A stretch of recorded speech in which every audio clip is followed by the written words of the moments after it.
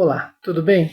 Você já parou para pensar o quanto você é capaz de impactar ou ser impactado pelo meio, pelas pessoas que estão à sua volta? Para falar um pouquinho disso, nós vamos conversar hoje sobre a questão da agência humana, a partir de um teórico muito interessante que é o Albert Bandura, desta obra que se chama Teoria Social Cognitiva. Mas antes, deixa eu me apresentar, eu sou o professor Giovanni Batista e este é o canal Minha Biblioteca.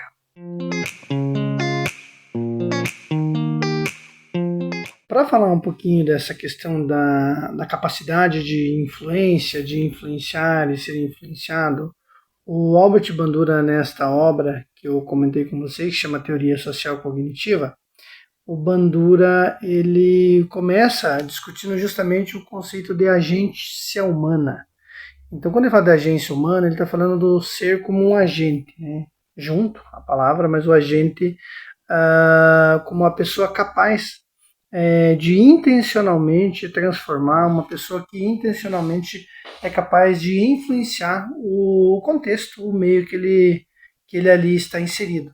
Então, de você ter esse olhar, de poder desenvolver ações de uma maneira mais direcionadas, ações que você tenha clareza em relação ao que você está fazendo e onde você quer chegar. E isso tem um aspecto muito interessante, um impacto no próprio processo educacional, seja em sala de aula, o papel do professor, quando ele olha para a questão do contexto que ele está inserido de sala de aula e quais ações ele vai desenvolver pensando em atingir um determinado objetivo, um determinado resultado, como na própria atuação do gestor, né, o gestor público. Quais são as ações que o gestor educacional está desenvolvendo, quais ele precisa fazer, de que modo ele vai mobilizar a sua equipe, por exemplo, para atingir um determinado resultado. O Bandura traz também um ponto importante nessa questão da agência humana, esse aspecto da cultura e do meio. O quanto nós temos o nosso aspecto biológico, que certamente impacta, exerce influência sobre o nosso comportamento, mas ele é um interacionista e ele destaca a importância do meio.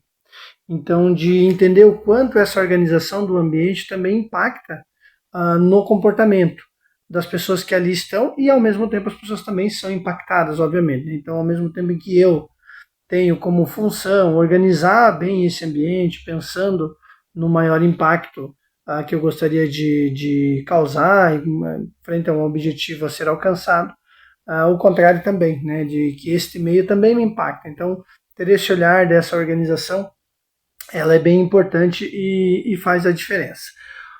Outro ponto que eu gostaria de destacar desta obra belíssima, né, refere-se à questão da eficácia pessoal e da eficácia coletiva. Então, o Bandura traz essa ideia de eficácia e autoeficácia no sentido de crença sobre o próprio trabalho.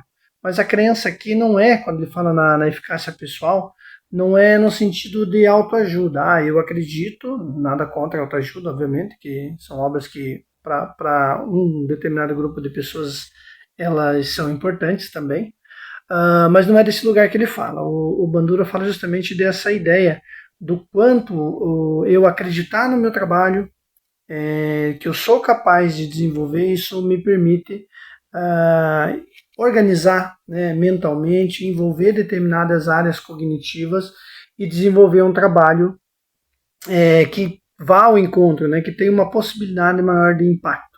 Então, a partir do momento em que eu tenho alta eficácia, eu acredito no meu trabalho, mas eu me preparo para isso também, a possibilidade de eu impactar o outro é bem maior.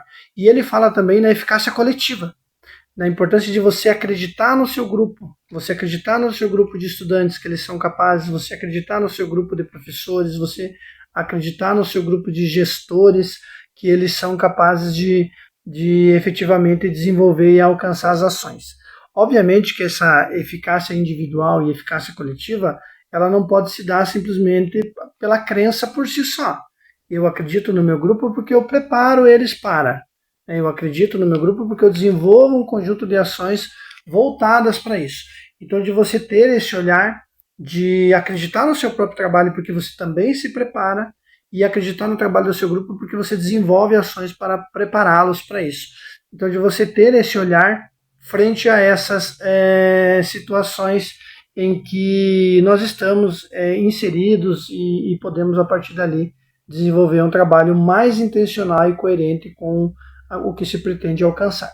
Na parte final do livro, eu trouxe algumas ideias centrais aqui, ele traz 4 pilares importantes que, quando a gente pensa na agência humana, e que vale a pena conversar um pouquinho aqui neste vídeo. Ele diz que na condição de um agente, a primeira questão que um agente humano precisa ter, pensando numa desenvolvimento de ações com foco na transformação de algo, é a intencionalidade. Então, o agente humano, ele é capaz de, na condição de agência humana, a pessoa é capaz de desenvolver ações com intencionalidade, tem clareza de quais são as ações feitas e qual é o objetivo que se pretende alcançar. Outro elemento importante que ele discute é o pensamento antecipatório. Então, justamente de o sujeito antecipar algumas ações. Tem um outro livro do Leonardo Milodinov que se chama O Andar do Bêbado, e ele traz uma ideia muito interessante, que ele traz a perspectiva de que prever é diferente de adivinhar. Então eu não posso adivinhar, mas eu posso prever algumas situações. Então trazer esse elemento da previsão, o pensamento antecipatório de ações que podem ocorrer, é uma característica importante na condição da agência humana, né, de desenvolvimento de ações com foco na transformação de algo, com foco no objetivo a ser alcançado. O terceiro pilar que ele traz é a autorreação. Então, a autorreação no sentido de que em determinados momentos eu preciso agir. Então, eu não posso, numa condição de agente, ser um ser passivo que aguarda simplesmente que as ações ocorram. Não, mas eu ajo frente a isso, diante do que se apresenta, eu construo um caminho a ser desenvolvido, eu planejo ações, eu desenvolvo junto aos meus pares. E o quarto pilar que ele traz é a autorreflexão. Então, no sentido de que eu preciso ter uma intencionalidade, é importante que eu tenha um pensamento antecipatório, é importante que eu tenha uma reação frente às situações, mas que eu também possa fazer a reflexão. Não é o fazer pelo fazer, mas é justamente esse exercício de você refletir e desenvolver uma ação mais intencional voltada para aquilo que você precisa. Nós precisamos cuidar muitas vezes para não ter a pressa, né? Agir ter agilidade é uma coisa diferente do que você ter pressa. O Stephen Bertman, uma outra obra belíssima que se chama O Preço da Pressa. Nesse livro ele fala justamente o quanto a gente vive numa sociedade apressada, e a pressa muitas vezes nos custa caro. Então, quando ele fala dessa autorreflexão, é justamente esse exercício de você poder pensar, refletir e, em cima disso, desenvolver as ações. Por fim, é importante trazer também, ele apresenta justamente os modelos que impactam no nosso comportamento. Então, hoje, com as tecnologias, os nossos modelos eles são muito maiores. Então, a minha referência nem sempre é a pessoa mais próxima, mas eu posso ter como referência aquele jogador de futebol, eu posso ter como referência aquele autor em que eu assisti um vídeo dele a respeito, enfim, uma série. Hoje tem várias possibilidades de interação que a tecnologia nos oferta e que faz com que, às vezes, os exemplos que eu tenho já não é mais o mais próximo. E aí o nosso olhar também, enquanto gestores públicos, enquanto professores de sala de aula, de entender também que há outros modelos e que a gente precisa olhar para isso e considerar dentro do trabalho de sala de aula. Dito isso, esse é um livro belíssimo, fica a recomendação para quem tiver interesse, vale a pena aprofundar, é uma obra bastante interessante que tem um potencial de impacto grande aí nas nossas práticas.